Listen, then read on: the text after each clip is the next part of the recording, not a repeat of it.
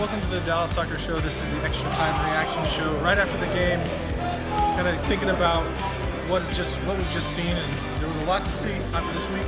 I am joined by Jon Arnold. He's back from globetrotting. First game back. If this is your first game this season, my first game of the year in Frisco, yeah.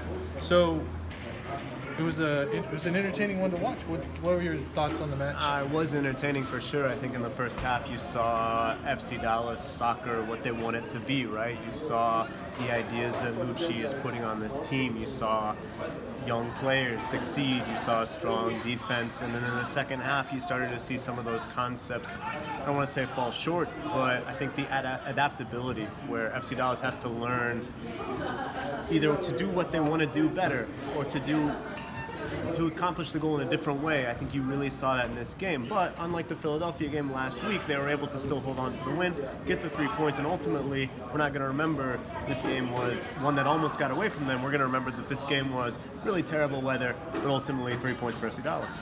Yeah, there's a lot to unpack, but let's start with the thing that almost did us in for those 3 points, and the Ryan Hollingshead handball.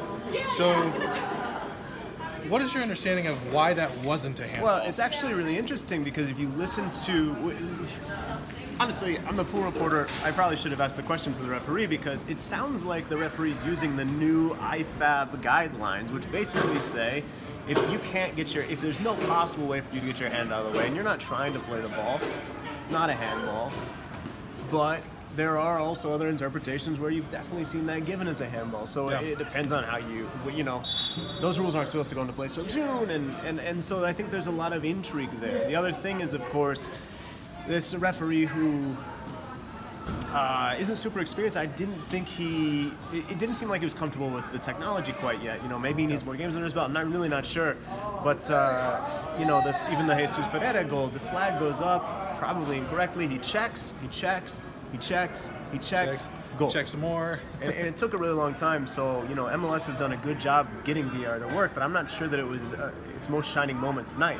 And really, the one time that he goes to the monitor, I don't know. Looking at it, I probably will blow the whistle. And then a couple minutes later, in that 98th minute, 8 minutes after the 90th, stoppage time ticking up, I at least wanted a second look at that Paxton Pamagal Bill Tuloma incident. So yeah, it was kind of confusing how that all shook down, just because that happened, and then we thought that's what all the hubbub was about, but it was really them going to VAR. Yeah. And really wish we had some more clarity on that. Communication has to be better, I think. I think that's one thing that MLS has learned is that, look, we have these big, amazing video screens and television monitors, and, we can send the referee to look at a monitor on the side of the field, but if we're not communicating with anyone else, if only the referee knows, and I even asked Lucci after the game, I said, what was your communication there? And he sort of gave a general answer, perhaps not wanting to say, the refs need to communicate better and risk a fine. I don't know. I don't want to put thoughts or words in his head, but, I think the communication has to improve, but ultimately, I echo what Lucci said, that I think VAR is best for the game. It's just tonight,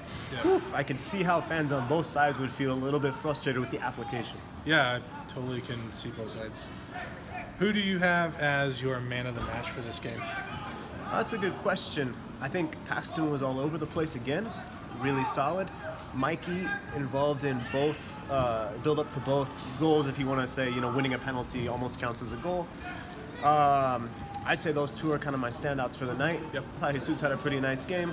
But I think I'd probably, if I had to put a ballot in, I'd probably go Mikey 1, Paxton 2. What are you going with? So, it was really good to see Farah do so well, especially that first half. He kind of got neutralized in the second half as we were having trouble bringing the ball up, and we were kind of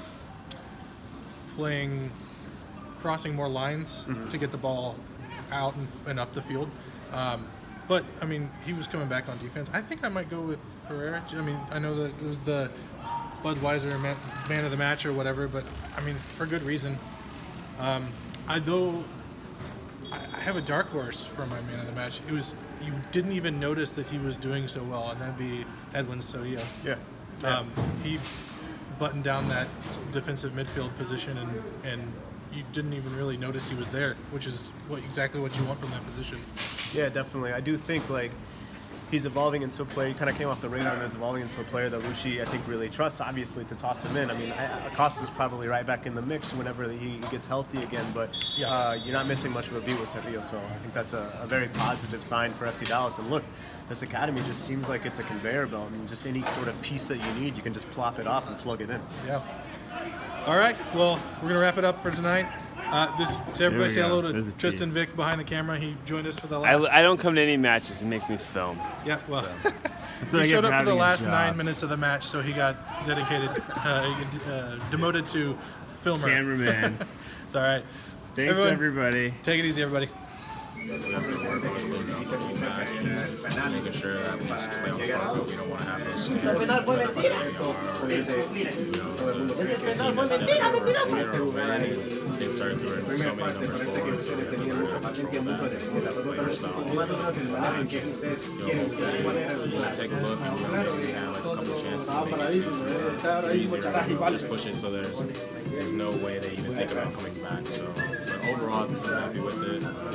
But we want to definitely play a lot better. We want to achieve our goals this year.